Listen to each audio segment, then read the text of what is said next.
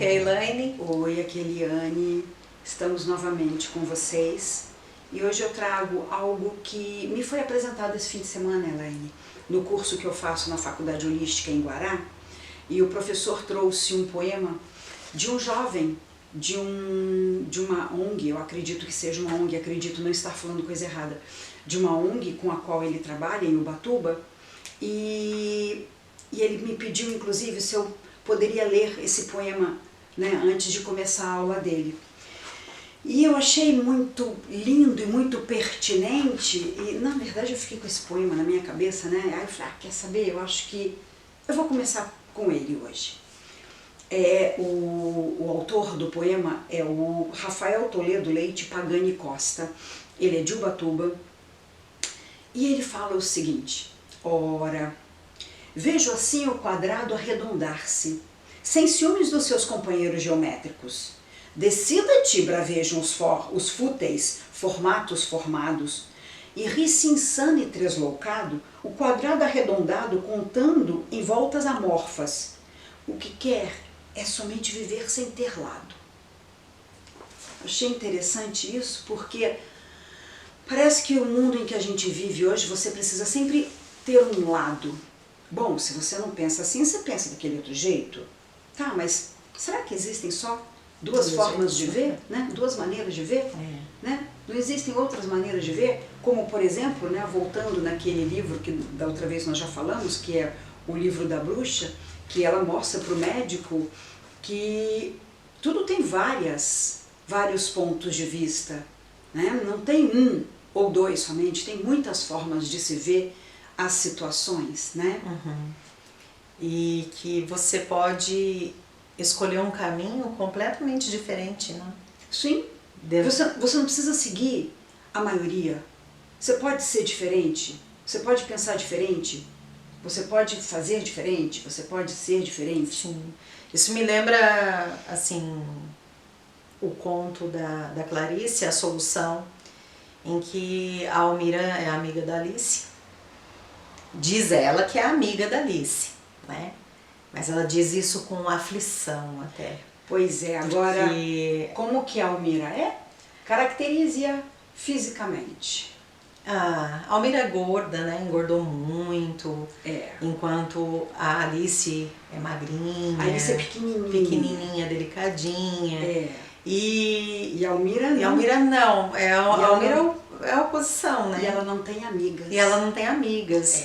Então ela se sujeita a essa bondade, talvez, de estar sempre servindo, assim, se redobrando em carinhos, enquanto a outra mal olha para ela. Sim, né? sim. Mal escuta, não tá nem... Exatamente. Vai respondendo as coisas meio que... Porque eu tenho que fazer isso, né? Enquanto a Almira tá falando, a Alice, ela tá longe, né? Ela dá sorrisinhos assim, que você não sabe se ela tá sorrindo do que a outra está falando, ou se ela está sorrindo de pensamentos dela. Então é distante. E tudo porque ela precisa, né? A Almira precisa ter uma amiga, ela necessita. Então, a princípio, me vem essa ideia dela de se vestir assim mesmo, como bondosa, como companheira e coisa e tal, só para manter aquela pessoa do lado. E que muitas vezes a gente vê isso hoje em dia. A pessoa até não aceita muito as ideias e coisa e tal, mas ela se mantém ali porque ela tem que estar fazendo parte daquele grupo, o pertencimento. Né? Porque é difícil você não fazer parte de grupo algum. E a Almira, no caso, não tinha amiga, para ela era importante falar para os outros que a Alice era amiga dela. Uhum. É como se dissesse assim, olha gente, eu tenho amigo, tá? Eu não estou completamente sozinha. Mas é aquilo que eu, no início, eu falei, eu dizia isso com aflição, né? Não digo porque sinto que tem amizade, não. Eu quero... Será que essa aflição não seria mesmo um medo que alguém questionasse ou mostrasse a verdade para ela? Imagina, ela não é sua amiga, nada.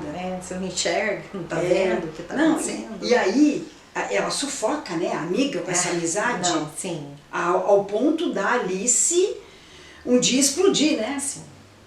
E nessa explosão, a Almira sente uma coisa assim, né, que ela fala, você é chata, Não, você,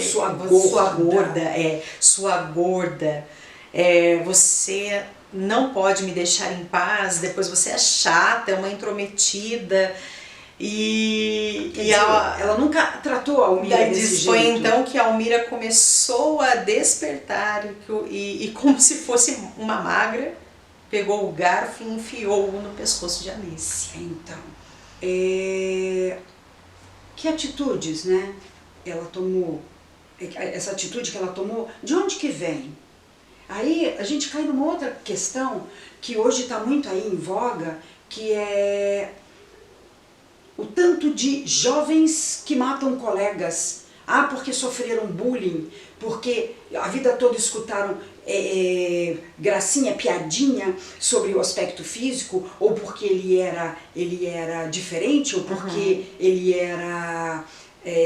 pensava diferente, né? Tinha burro, entre aspas, né? E aí, esses jovens, por muito tempo, criam uma máscara de aceitação, mas até que ponto realmente aceitam aquilo está incomodando, e como um copo vai se enchendo até o momento em que transborda, né? E aí, trazendo novamente a bruxa, ela fala sobre, nesse capítulo aqui, ela fala sobre as armaduras, e ela diz para o médico, que é o companheiro, né, do diálogo dela, sobre a necessidade que nós, seres humanos, deveríamos ter, nós precisamos demolir nossos castelos mentais, porque quando a gente faz isso, a gente consegue evoluir, pois quando a gente derruba, nós podemos construir outro melhor com a experiência adquirida. E aí o médico fala, é verdade, um professor me disse uma vez que só estamos prontos para fazer algo no momento em que terminamos de fazê-lo, pois é a partir daí que a gente conhece as dificuldades. E aí ela volta, por isso é importante construirmos e demolirmos nossos castelos. Precisamos abandonar nossas certezas para podermos crescer. O problema é que achamos as mudanças assustadoras. Sair da rotina nos deixa expostos e vulneráveis.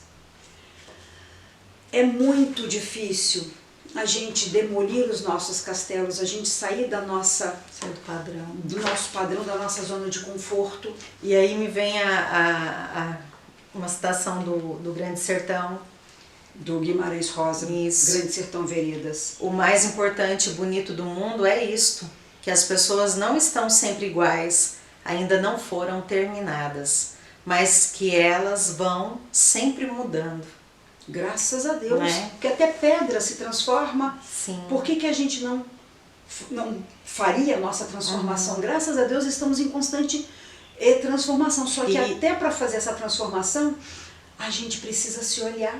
Precisa se olhar e não tem como não sofrer, né? Como não doer. Eu não acredito em crescimento pelo amor, porque a gente só para olhar para a situação, a gente só para olhar as questões quando elas nos incomodam, quando elas nos causam sofrimento ou incômodo, quando aquilo chocou, fez você sair do quadrado e olhar, aí você cresce.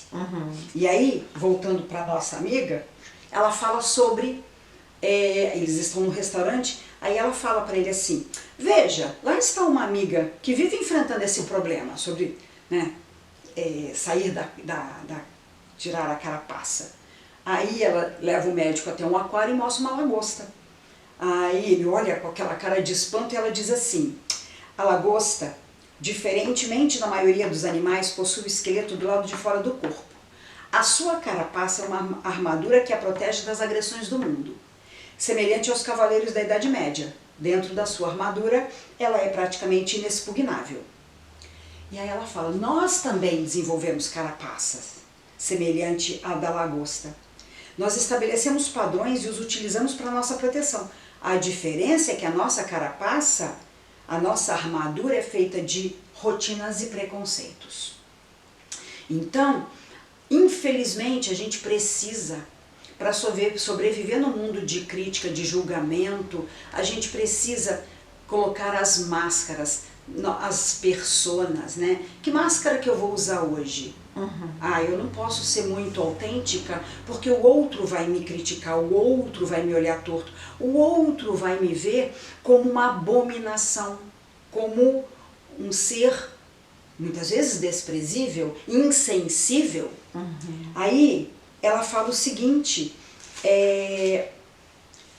o médico fala assim, parece fácil para a lagosta, né? Trocar a carapaça, porque de vez em quando ela precisa, né? Aí a bruxa diz assim, por que ela precisa, na verdade, né, trocar a carapaça? Porque para ela crescer, né? Para a lagosta crescer, porque vai ter um momento que a carapaça vai ficar pequena, apertada, né? E muitas vezes acontece isso com a gente, né? Parece que tem alguma coisa que já não serve mais. O lugar, né? As pessoas, exatamente. Enfim. Que aquilo já não serve mais, não serve como uma roupa apertada mesmo. Que você tem que abandonar. E criar buscar outros padrões, outros amigos. Então, e para isso a gente tem que ter coragem. Coragem, exatamente. Vou ler aqui mais uma parte aqui de Guimarães, né? O correr da vida embrulha tudo. A vida é assim, esquenta e esfria, aperta e daí afrouxa, sossega e depois desinquieta. O que ela quer da gente é coragem. Exatamente. E o que a lagosta faz? Ela precisa ter muita coragem. Por quê? Para ela se desenvolver mais, ela precisa se desvencilhar daquela carapaça, só que até crescer outra, ela fica vulnerável. E ela diz, é bastante complicado para a lagosta sair da carapaça antiga, porque quando ela abandona, ela fica vulnerável e exposta a todo tipo de peixe, inclusive os peixinhos que vêm mordiscá-la, né? Agora imagina, se os peixinhos vêm mordiscá-la, imagine os maiores. Então, é um período muito difícil. É um período que necessita ter coragem mesmo, né? E é um período de risco e angústia, né? E aí, em vista disso, a pergunta é, o meu pensamento é realmente a minha voz? Ou eu estou reproduzindo o que eu escutei, mesmo que eu não concorde? E isso é pior. Muitas vezes a gente não se dá conta que não faz parte da gente, que não faz parte da gente, que aquilo não é nosso, que aquilo não é a nossa essência. E aí a gente está reproduzindo o que outros falaram, muitas vezes somente como um papagaio, sem verdadeiramente parar e se perguntar, peraí, essa sou eu? Quem isso sou é a minha eu? essência? Quem sou eu?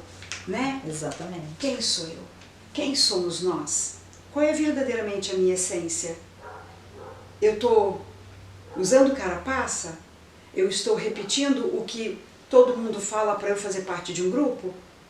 Porque se eu falar diferente, vão me olhar de forma estranha. De forma estranha. Nossa, você é um alienígena, você é um ser do outro mundo.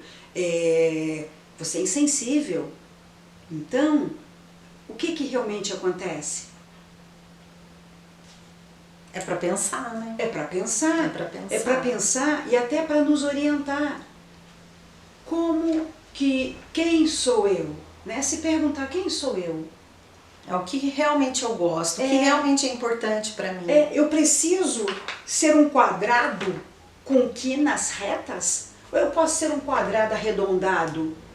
Por que para eu ser um quadrado arredondado, eu serei um tresloucado? Qual é o problema? Por que todo mundo tem que ser igual? Pois é. Né?